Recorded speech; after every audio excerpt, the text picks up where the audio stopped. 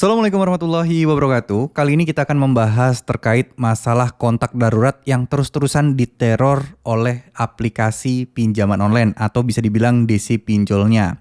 Nah, sekarang pertanyaannya adalah gimana sih caranya agar DC tersebut berhenti menagih dan juga kira-kira sampai kapan ya DC tersebut meneror kontak darurat yang sudah terlanjur kita masukkan.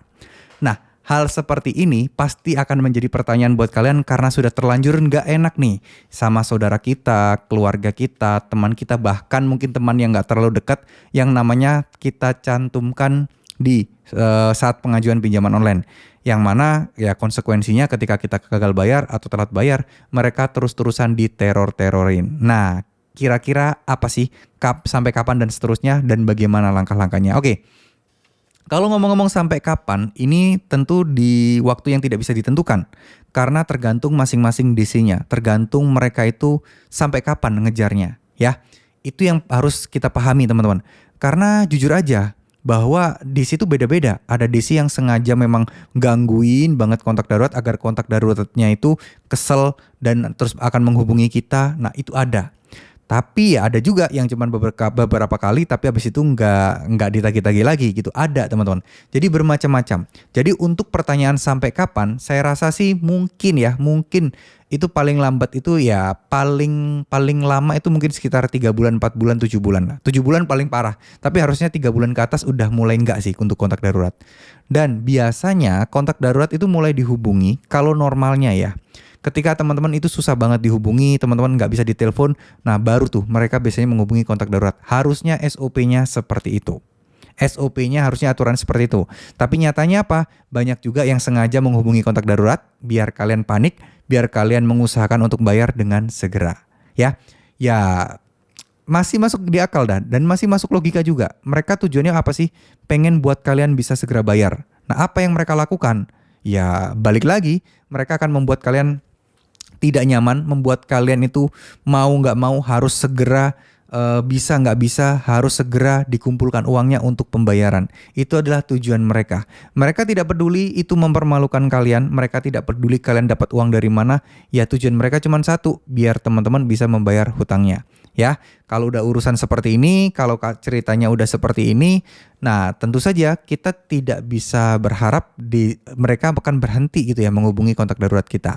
Nah sekarang bagaimana caranya agar kontak darurat itu berhenti dihubungi, DC putus asa untuk menghubungi? Nah itu bagaimana caranya? Yang pertama adalah tentu harus bekerja sama dengan kontak darurat teman-teman, ya.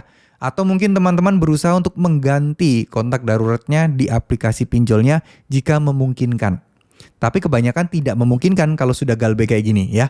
Nah, kita pilih opsi yang pertama aja, yaitu kalian harus menghubungi kontak darurat kalian, menjelaskan, meminta maaf karena sudah menyantumkan, dan mengedukasi mereka apa yang harus mereka lakukan.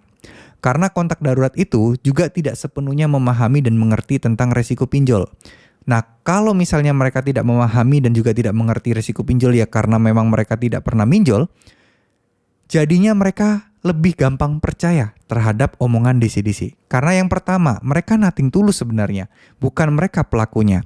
Tapi ya bisa disangkut-sangkut pautin yang membuat masing-masing pada gelisah, yang membuat masing-masing pada ketakutan. Ya kan kita nggak enak ya, kontak darurat yang kita daftarkan diteror, merasa terganggu. Nah itu akibat atau karena kesalahan-kesalahan kita. Kan namanya manusia ya, kita nggak enak, kita sungkan gitu ya teman-teman ya.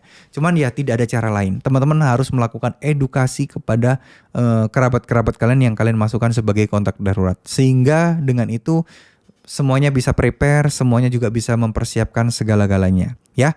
Jadi kontak darurat juga harus boleh di reject aja, boleh diblokir aja boleh. Tapi alangkah baiknya kalau dijawab juga bilang aja nggak kenal dan bukan urusan saya. Ya nggak kenal bukan urusan saya dan nggak usah hubungin saya, udah gitu aja. Selanjutnya nggak usah diangkat, nggak usah direspon, nggak masalah ya.